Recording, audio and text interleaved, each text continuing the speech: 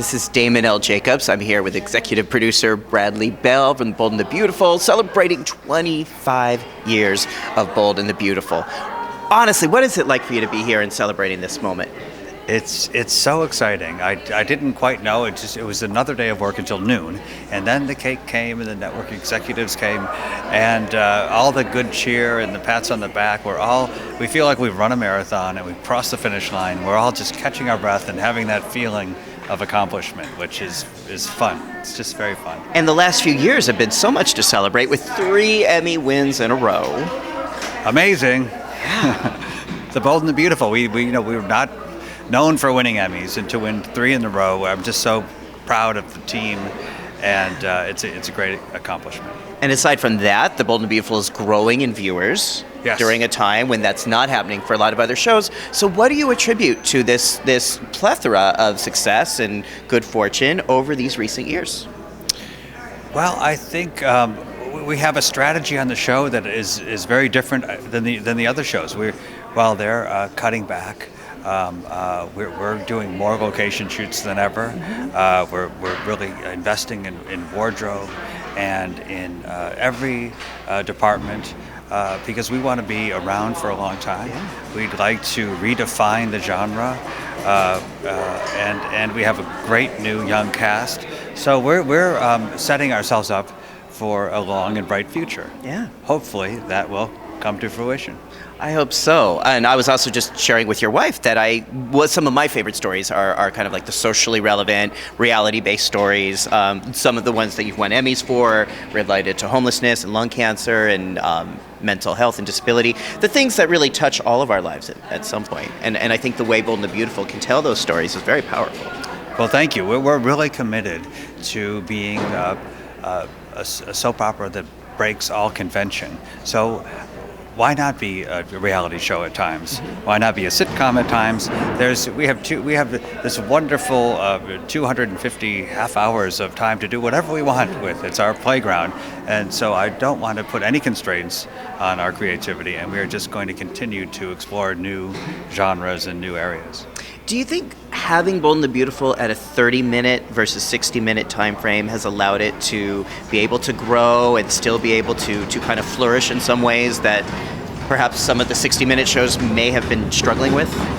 In other words, are there advantages to being a 30-minute show? Personally, I love it. I think it's great. It's certainly not the time commitment, and it's more digestible.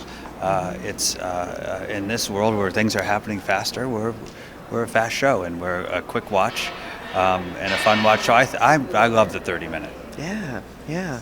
One of the things I've really noticed, especially learning a little bit more about Italy, and I know the show's so popular in Italy, is how the show really talks. So much of the dialogue and stories are about love, and people falling in love, falling out of love, and then other characters kind of reflecting on love and talking about other characters being in love. And how I think that's really been, a part of the success here and overseas. Well, primarily my goal is to bring a romantic story to the airwaves. And I think there are very few of them. I think while we're inundated with reality and crime and news, we don't have many choices when it comes to romance. Right. And it's a wonderful art. It's something that we all need to practice more.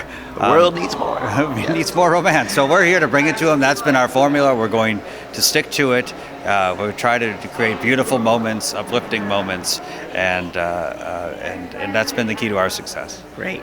Now, I know that there is a big trip coming up to Italy. Yes. I know that every time they go to Italy, there's a really big story. Oh, yes. What can you share with me and with our anxious viewers about some stories that are going to be going on over the next few months? Nothing.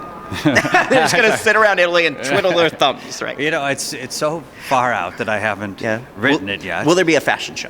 No, there will not be a fashion show.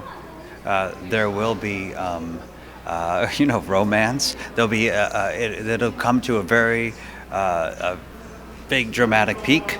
There will be a twist, and I have a basic outline of what it will be, but I'm actually waiting to go there to scout it out, because it's usually on the location scout where I get to know the terrain and what's available to us that I come up with the stories. Wow. Okay.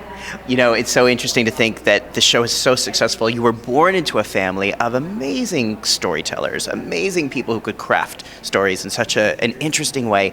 Was there ever anything else you wanted to be? Was there ever, like, did you ever want to be a fireman or something? Or like, what? I was an econ major. I was determined to get into business, so I did that in college my freshman year. Just really focused on business, and I became kind of bored with it all. I went back to Chicago to my father's apartment, and every day he was in a smoke-filled room in the 9th floor. He had all of his writers there, and I would sit.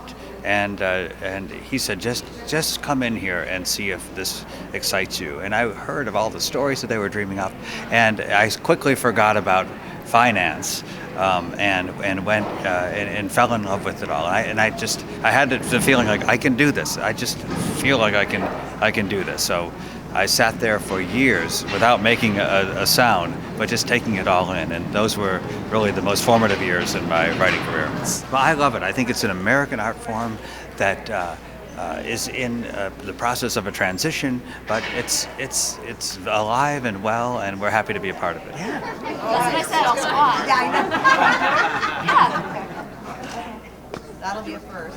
Also here is a co-creator of the show, my mother, Lee Phillip Bell.